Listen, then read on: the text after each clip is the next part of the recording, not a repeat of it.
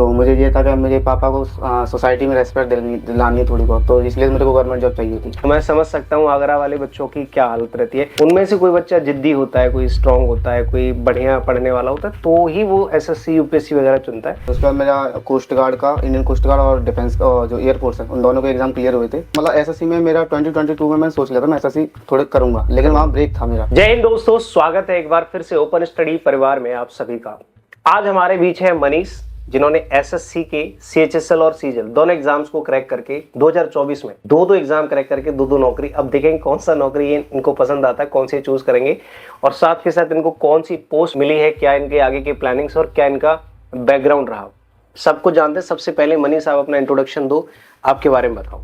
मेरा नाम मनीष कुमार है और मेरा एसएससी सीजीएल 2024 और सीएचएसएल दोनों में सिलेक्शन हुआ है, जिसमें सीएचएसएल में जो मेरी रैंक है वो 2369 है और 2369 सीएचएसएल में, और सीजीएल में अगर बात करूं सीजीएल की तो जो मेरी रैंक है वो 5248 है। 5248। अच्छा, तो दोनों में सिलेक्शन आपका? Yes sir.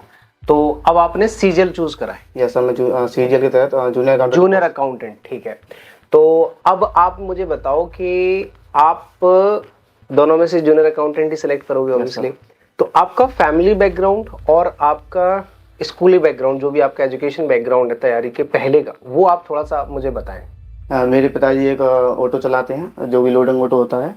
तो मुझे ये था कि मेरे पापा को सोसाइटी में रेस्पेक्ट दिलानी है थोड़ी बहुत, तो इसलिए मेरे को गवर्नमेंट जॉब चाहिए थी। आपके पिताजी ऑटो चलाते हैं? Yes sir. ऑटो ड्राइवर अभी भी? Yes sir. लोडिंग वाला जिसमें सामान लाद के चलते हैं, मतलब ऑटो ड्राइवर है इनके पिताजी। आपको कितना टाइम लगा तैयारी करके नौकरी लेने में टोटल, ये तैयारी वाला टाइम? अभी आप ये मान के चलो आपने कंपटीशन की तैयारी करके अब तक कितना टाइम दिया है तैयारी को, सिलेक्शन तक? 3 साल या 2 साल? 3 तो हुए सर। 3 साल इन्होंने ईमानदारी से दिया और इनका एक एम था कि मेरे पिताजी ऑटो चलाते हैं और मुझे यही थोड़ा सा खत्म करना है, गरीबी कह लो या एक सम्मानित जिंदगी या कुछ भी कह सकते हो। ठीक है, आज इनके पिताजी सर उठा के जी सकते हैं, हालांकि पहले भी जी रहे होंगे, बट ऐसी बात नहीं है। पर एक अच्छी खुशी और एक एनर्जी मिलती है जब हमारा घर का कोई सदस्य, कोई बेटा सिलेक्शन लेता है या अच्छी मुकाम पर जाता है। तो मतलब अच्छा लगा सुन के। बाकी आपका एजुकेशन का बैकग्राउंड बताइए आप मुझे। एजुकेशन हमारे पास में एक लोकल स्कूल है, रामदेव रामपुरी इंटर कॉलेज नाम करके, वहाँ से मैंने स्कूलिंग की है। उसके बाद यूपी बोर्ड से? Yes sir. आगरा से हो आप, मैं भी आगरा से हूँ, हम लोग आगरा से हैं। ठीक है, तो मैं समझ सकता हूँ आगरा वाले बच्चों की क्या हालत रहती है, क्योंकि वहाँ पे बच्चे शुरुआत से ही डिफेंस की तैयारी शुरू करते हैं, छोटे एग्जाम्स की, पुलिस वगैरह इनकी तैयारी करते हैं। उनमें से कोई बच्चा जिद्दी होता है, कोई स्ट्रांग होता है, कोई बढ़िया पढ़ने वाला होता है, तो ही वो एसएससी यूपीएससी वगैरह चुनता है। अदरवाइज वो उन्हीं में अपना जो फोर्स वगैरह होती हैं उन्हीं में ज़्यादा इंटरेस्टेड है। तो आपका यूपी बोर्ड से हिंदी मीडियम बैकग्राउंड रहा। अच्छा, उसके बाद आपने तैयारी कब से शुरू करी कि मुझे सरकारी नौकरी लेनी है, और पहली कौन सी गवर्नमेंट जॉब थी आपकी, जो ड्रीम थी आपका? पहले यार मैं बात करूँ तो मैंने जो अपनी प्रिपरेशन है 2021 में स्टार्ट की थी, अप्रैल से। 21 में? लेकिन जब मेरा जो रुझान था वो डिफेंस की तरफ था, मैं केवल डिफेंस की तैयारी करता था। तो आपने तैयारी किसकी शुरू करी? एयरफोर्स की। एयरफोर्स की? अच्छा, ओके। उस टाइम पे आपको डिफेंस में जाना था? फिर उसके बाद मेरा कोस्ट गार्ड का, इंडियन कोस्ट गार्ड और डिफेंस का जो एयरफोर्स है, उन दोनों के एग्जाम क्लियर हुए थे। अच्छा, लेकिन आपने कोस्ट गार्ड और आपने एयरफोर्स क्लियर करा है? Yes, मतलब 2 एग्जाम पहले भी क्रैक कर चुके हो आप? मेरा फाइनल सिलेक्शन नहीं हो पाया था। हाँ, जीडी वगैरह में वो हो गया, और उसमें डॉक्यूमेंट वेरिफिकेशन में ओके, डीवी में और जीडी में। अच्छा, उसके बाद फिर आपने एसएससी का कब सोचा? उसके बाद मतलब एसएससी में मेरा 2022 में मैं सोच लिया था मैं एसएससी थोड़े करूंगा, लेकिन वहाँ ब्रेक था मेरा।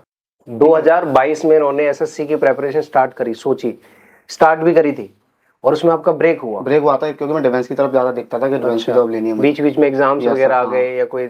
तो फिर उसके बाद मैंने 2023 से कम्प्लीटली एसएससी की तरफ, मतलब 2023 से कम्प्लीटली 2023 और 24 2 साल? Yes sir. 1.5-2 साल मान लो, तो 1.5-2 साल में आपने अच्छी तैयारी करके सिलेक्शन, तो आपने 2 एग्जाम निकाल दिए? Yes sir. चलो, तो अब आगे का भी कुछ प्लान है आपका कि कोई दूसरी ड्रीम जॉब? मुझे एक और मतलब एग्जाम देना है, एक और देना है आपको? क्योंकि मेरी जो ड्रीम जॉब है वो एएसओ एंड एमई है, और वो post ASO and ME? Yes sir. Okay, तो इनका एएसओ बनने का सपना है, तो अभी आप जॉब के साथ साथ तैयारी करोगे? Yes sir. अच्छी रैंक के साथ पोस्ट लोगे एएसओ? Yes sir. अच्छा, बहुत बढ़िया, बेस्ट ऑफ लक। और इसके साथ साथ आप थोड़ा सा अपनी तैयारी के बारे में जरूर बताएं, क्योंकि एक तैयारी में हमारे सारे सब्जेक्ट होते हैं, 4-5 सब्जेक्ट, उनका एक एक करके आप थोड़ा सा स्टूडेंट को बताइए कौन सा सब्जेक्ट आपने कहाँ से कैसे पढ़ा और कहाँ कहाँ आपको प्रॉब्लम आई, उनका सोल्यूशन आपने कैसे निकाला या अभी तक नहीं निकल पाया, और कौन सी चीज़ आपकी स्ट्रांग है और उसमें किस चीज का हाथ था और आपने कैसे उसको टैकल करा? जैसे सबसे पहले हम इंग्लिश की बात कर लेते हैं, तो इंग्लिश में आपका कैसा स्कोर रहा और कैसी तैयारी रही आपकी? इंग्लिश की बात करूँ तो सबसे पहले मुझे इंग्लिश मतलब सबसे ज़्यादा डिफिकल्टी इंग्लिश में होती थी। ठीक है, इंग्लिश मुझे काफ़ी कठिन लगती थी। उसके बाद फिर मैंने यूट्यूब पे काफ़ी टीचरों को सर्च किया, तो उसके बाद मुझे आपकी प्ले लिस्ट मिलती है वोकैब से रिलेटेड, जिसमें आपने मॉर्निंग से मतलब वोकैब याद कराते थे। ठीक है। तो मैंने उस प्ले लिस्ट को देखा, मुझे काफ़ी अच्छी लगी। उसके बाद मैंने कंटिन्यू किया आपकी क्लास को लेना, एरर की क्लास भी देखना स्टार्ट कर दिया, कॉम्प्रिहेंशन क्लास देखना स्टार्ट कर दिया। उसके बाद मैंने आपको एक प्रैक्टिस बैच आया था 2023 में सीजीएल मेंस का, ठीक है। वो भी मैंने परचेज किया और उसके बाद कंटिन्यूसली क्लास करता रहा। ओके। ठीक है, इसके अलावा मैंने फिर किसी और को देखा नहीं, क्योंकि मेरे को भरोसा हो गया था कि हम इंग्लिश में अच्छा स्कोर कर सकता मतलब हूँ। एक दो टीचर लिमिटेड होने चाहिए चीजों के ज्यादा। फिर उसके बाद आपने मैथ्स को कैसे करा? मैथ की बात करूँ तो सर मैथ में जनरली 2 टीचरों से पढ़ा हूँ। और मैं बेसिक बात करूँ तो स्टार्टिंग में मैंने एग्जाम्पल पे एक टीचर है अभिनंदन सर करके। एग्जामपुर पे, जहाँ मैंने भी ऑनलाइन टीचिंग की शुरुआत करी थी एग्जामपुर से, वहाँ पे अभिनंदन सर मेरे दोस्त भी हैं, जानते भी हैं। तो अभिनंदन सर उस टाइप में मैथ्स पढ़ाते थे, तो उनसे आपने मैथ्स पढ़ा। ये सब बेसिक। उसके बाद मैंने देखा कि अभी मतलब कुछ कमी है मेरी मैथ में, तो कुछ क्वेश्चन थे जो मुझसे नहीं बन रहे थे। तो उसके बाद जब मैंने लाइब्रेरी ज्वाइन की तो कुछ बच्चों ने मुझे सजेस्ट किया कि गगन प्रताप सर के एक नाम टीचर हैं, वो काफ़ी अच्छा पढ़ाते हैं। गगन प्रताप सर से आपने बाद में पढ़ा? ओके। फिर उसके बाद मैंने उनकी वापस से क्लासेस ली, गगन प्रताप सर की पूरी कंटिन्यूस द्वारा से मैथ की क्लासेस ली। उसके बाद मेरा मतलब मैथ में जो अच्छा स्कोर होने लगा था। मतलब मैथ्स में आपने जो कमियां थी वो लगभग 2 टीचरों से पूरी कर ली है ना, बाद में गगन सर से।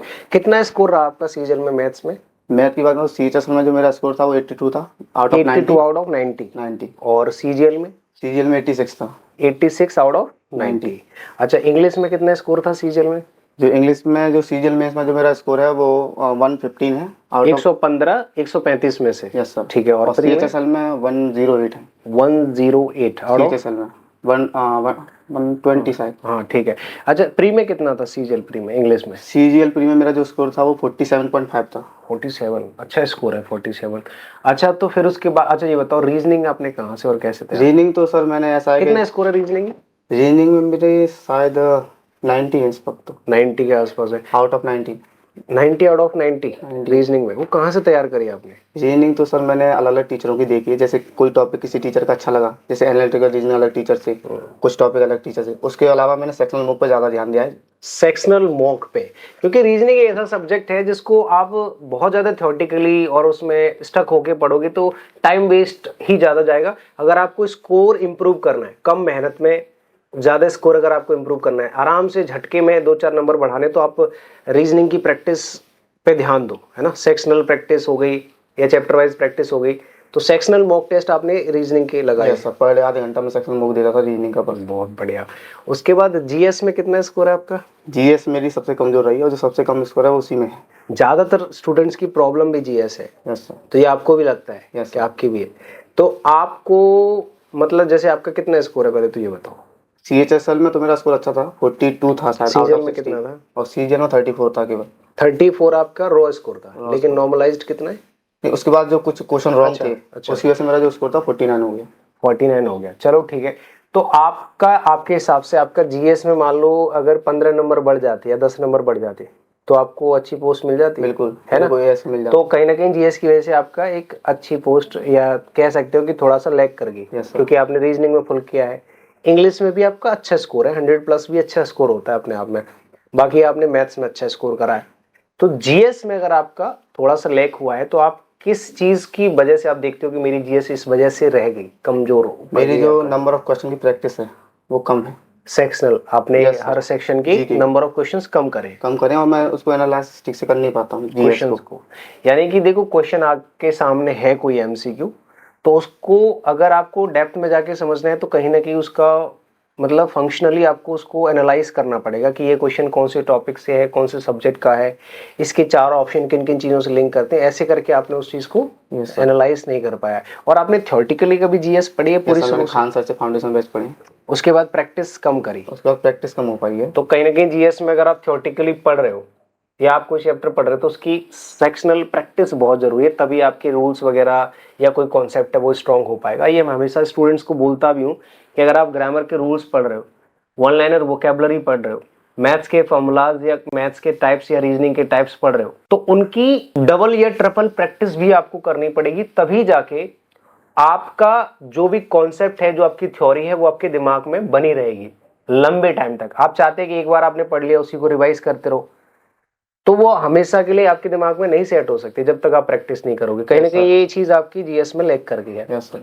अच्छा, ओवरऑल आपकी जैसे फैमिली में कितने मेंबर्स हैं टोटल? मेरी फैमिली 7 मेंबर्स हैं। माँ बाप के अलावा कितने भाई बहन हो आप? 5 भाई बहन हैं। 5 भाई। आप 2 भाई हो? 3 भाई हैं, 2 बहनें। 2 बहनें। सब अनमैरिड है? 2 बहनों की शादी हो चुकी थी, दोनों बड़ी हैं, शादी हो चुकी दोनों बड़ी हैं आपसे? अच्छा, तो आपका छोटा भाई है? दोनों छोटे हैं आपसे? है। एक बड़ा है, एक छोटा। एक आपसे बड़ा। तो बड़े क्या करते हैं? बड़े मतलब दुकान चलाते हैं। किस चीज अभी रिसेंट में खोली है, यही जो किराने की जो परचून दुकान की? होती है। Yes, हाँ, गांव में ही? गांव या हम तो अच्छा, उसको आप आगरा को शहर ठीक है। बोलते हैं। हाँ हाँ, सही गाँव नहीं, में शहरी है वो तो, सही है, मतलब ठीक है, अच्छा है एरिया। तो आपके भाई दुकान चलाते हैं, आपने सिलेक्शन लिया, एक आपसे छोटा है अभी, तो Yes. उसका क्या ड्रीम है? उसका ड्रीम वैसे आईआईटी है। आईआईटी है, होता है सर। शुरुआत में लगभग आईआईटी होता है सबका। और अच्छा लगा आपसे मिलके। और सबसे पहले तो देखो, जो बातें आपने बताई हैं वो बच्चों के लिए हेल्पफुल होंगी। बाकी मुझे पर्सनली बहुत अच्छा लगा आपसे मिलके, क्योंकि एक बैकग्राउंड यार बहुत मैटर करता है आपकी सक्सेस में। कि जितना कठिन आपका बैकग्राउंड होगा, जितना मुझे लगता है उतनी अच्छी अचीवमेंट हमें मिलती है। अगर आपका बैकग्राउंड है, आप मुश्किलों से गुजरे हो, आपने चीजें देखी हैं, आपने अगर बुरा वक्त देखा है देन, या फिर आपने बुरा वक्त नहीं देखा बट आपको लगता है कि हाँ आने वाले टाइम में मेरा बुरा वक्त आ सकता है अगर मैं समय रहते कुछ नहीं करता, क्योंकि मेरी फैमिली की कंडीशन, कई बार क्या होता है कि फैमिली की कंडीशन ठीक होती है लेकिन बैकग्राउंड पीछे से कमजोर होते जाते हैं। वो पिताजी को ही पता चलता है कि कैसे मैनेज कर रहे हैं। मान लीजिए किसी ने अपनी प्रॉपर्टी सेल कर दी बच्चे की खुशी के लिए, तो उनको लगता है कि सामने से सब कुछ बढ़िया है बट असल में अंदर से टूटे हुए हैं। तो बच्चे को उस टाइम पे समझ लेना चाहिए, क्योंकि अब देखो पिताजी की उम्र निकल गई स्ट्रगल वाली, अब तो यह है कि वो सिर्फ मेहनत ही कर सकते हैं। अब ट्रांसफॉर्मेशन, रिवॉल्यूशन सिर्फ बच्चे ला सकते हैं।